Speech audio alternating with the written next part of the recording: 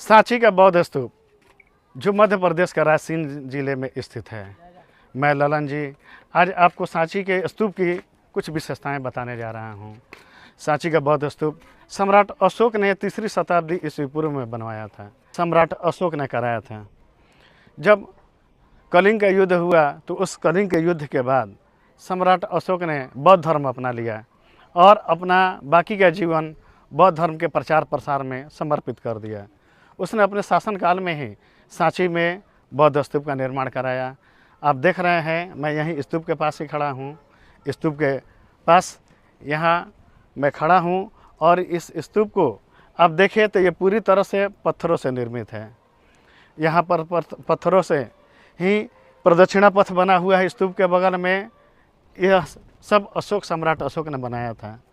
बाद में शुंग वंश के शासक अग्निमित्र शुंग ने इसके तोरण द्वार का निर्माण कराया जो सामने आपको नज़र आ रहा है। और उसने इसके साथ ही इस पूरे स्तूप का जीर्णोद्धार कराया जिसमें आप देख सकते हैं कि यह बौद्ध स्तूप के ऊपर एक मसाले से निर्मित एक लेयर चढ़ा दिया गया है। यह कहीं ना कहीं स्तूप के मजबूती के लिए यह बनाया गया है। आप देख सकते हैं मैं यहाँ स्तूप के पास से मैं ही टहल रहा हूँ। यह बौद्ध स्तूप पूरे विश्व में सबसे बड़ा बौद्ध स्तूप है। यह पहाड़ी पर स्थित है। इस स्तूप के पास में ही छोटे छोटे और बहुत सारे स्तूप बने हुए हैं, लेकिन यह स्तूप इन सभी स्तूपों में सबसे बड़ा है। अब यहाँ पर इसकी विशेषता यह है कि यह पूरी तरह से पत्थरों से निर्मित है और इसको सम्राट अशोक ने 3री शताब्दी ईस्वी में बनाया। यह बौद्ध धर्म का एक बहुत ही महत्वपूर्ण यह धार्मिक स्थल है। इस स्थल पर श्रीलंका, चाइना, जापान से तीर्थयात्री आते हैं और वे यहाँ आके इस स्तूप के सुंदरता का यहाँ लाभ उठाते हैं, सुंदरता को देखते हैं और यह महसूस करते हैं कि प्राचीन काल में हमारा देश कितना समृद्ध था। पहाड़ी जैसे क्षेत्र में इतना बड़ा स्तूप बना देना कोई सामान्य बात नहीं थी।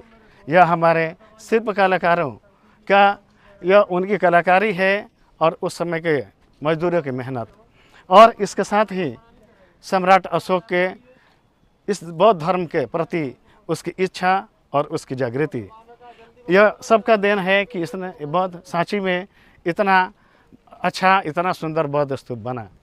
अग्निमित्र शुंग का भी बहुत बड़ा योगदान है इस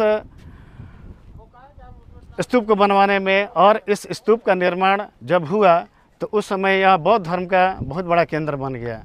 बौद्ध धर्म के केंद्र में अब अगर आप देखें तो बिहार में महाबोधि मंदिर जो गया में स्थित है, सारनाथ और उसके बाद से सांची का बौद्ध स्तूप, यह सबसे प्रमुख बौद्ध धर्म से संबंधित ये सब तीर्थ स्थल है।